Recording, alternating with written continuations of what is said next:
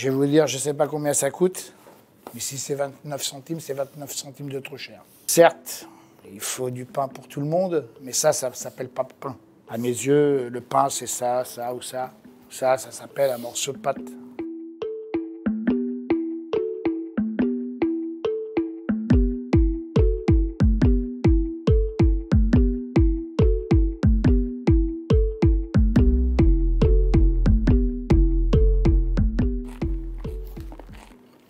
Ça, c'est de la vraie baguette.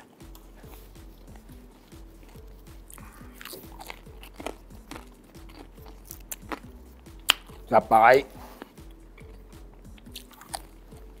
Ça aussi, c'est bon. Et oui, et le dernier. Ça, c'est de la daube. La chimique. Usine. Je peux ouvrir? Ça n'a pas de goût, c'est chimique, c'est blanc, c'est pâteux. Entre les trois baguettes, là, il n'y a pas photo. Ça, vous le mettez à la bouche, vous le sentez tout de suite. Le prix d'une baguette commence par un blé de qualité.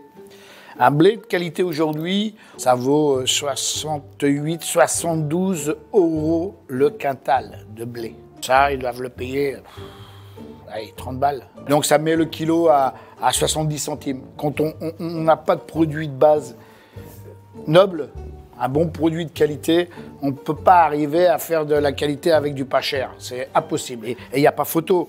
Vous voyez, je ne me suis pas trompé. Ça, c'est immangeable. Mais comme je disais tout à l'heure, il ne faut surtout pas oublier qu'il en faut pour tout le monde, mais ce n'est pas du pain. Une baguette industrielle, c'est de l'eau. Pour avoir ce produit-là, à ce tarif-là, déjà, il tue le meunier. Il doit le saturer au niveau du business, au niveau du prix de la farine. Et en plus, ça n'a pas de pointage. Le pointage, c'est le fait de laisser pousser le pain tout doucement, tranquillement, et le cuire le jour où on est fabriqué. C'est pas ça est fabriqué, c'est congelé, et c'est mis dans une chambre froide, et c'est livré à droite et à gauche partout dans le monde. Parce que les baguettes que vous trouvez chez Leclerc, c'est les mêmes que vous retrouvez chez Tartampion ou aux États-Unis ou à gauche ou à droite. Hein. Je pense qu'il y a de la farine, beaucoup d'acide ascorbique pour la maintenir, pour garder le goût.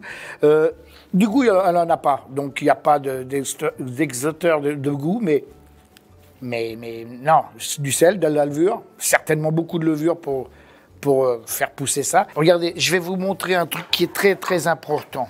Là, vous avez un pain qui est tassé. Il est tassé, il n'y a pas de bulle, il n'y a rien. Voilà, un pain complètement tassé. Ça a été fait industriellement à la machine. Vous prenez ma baguette et vous la coupez. Et vous allez voir la différence d'un pain fait à la main. C'est alvéolé, ça respire. Voilà, il y a des petits trous partout, vous voyez. Hop, vous avez tous les petits trous qui sont là. C'est la fermentation lente. Moi, pour avoir un pain aujourd'hui à 6h30 du matin, il a fallu qu'on commence hier après-midi, avec une fermentation très lente et un savoir-faire ancestral, du pain à l'ancienne, du vrai pain. Vous savez, moi, je justifie le prix de ma baguette pour la simple et unique raison que aujourd'hui, c'est un appel produit. Ma baguette, je gagne pas énormément d'argent dessus, parce que je veux attirer le client à 1,10 €. Je ne gagne pas beaucoup d'argent dessus parce qu'aujourd'hui, l'électricité, elle a pris 30%, le gaz, il a pris 35%, la farine, elle a pris 20%, la matière première, elle a pris 20%. On ne peut pas arriver à un moment à faire du bon avec du pas cher. C'est pas possible, ça n'existe pas, ça. Mais moi, aujourd'hui, ce que je regrette le plus, dans cette histoire de 29 centimes, c'est pas nous les boulangers, c'est pas nous les artisans boulangers de la région parisienne qui sont le plus à plaindre. Les gens qui sont le plus à plaindre, nous on est encore dans la capitale française, l'une des plus grandes capitales du monde. Donc on a vraiment beaucoup de monde autour de nous. Le pauvre gars qui est à plaindre aujourd'hui, c'est le boulanger à la campagne, qui lui, je sais pas comment il fait ça par amour, j'en ai la chair de poule, le gars il travaille, il se lève, il fait son boulot, et du jour au lendemain, il y a un gars qui s'appelle Édouard Leclerc qui fait n'importe quoi pour essayer de casser le business, alors qu'il n'a pas intérêt à faire ça. Pour moi, c'est pas pour casser le boulanger qui a fait ça, c'est pour faire parler de lui. C'est de la publicité gratuite, hein. C'est pas ni mieux ni moins. Mais le pauvre gars qui est à la campagne, eh ben, je suis désolé, lui, si les gens ne font pas attention à ça, il va finir par mourir. Le vrai pain, c'est chez l'artisan qu'on l'achète. Si on veut continuer à avoir des boulangeries, aussi bien en ville qu'à la campagne.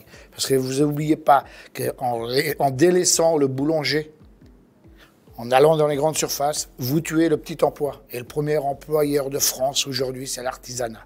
Et il faut défendre l'artisanat.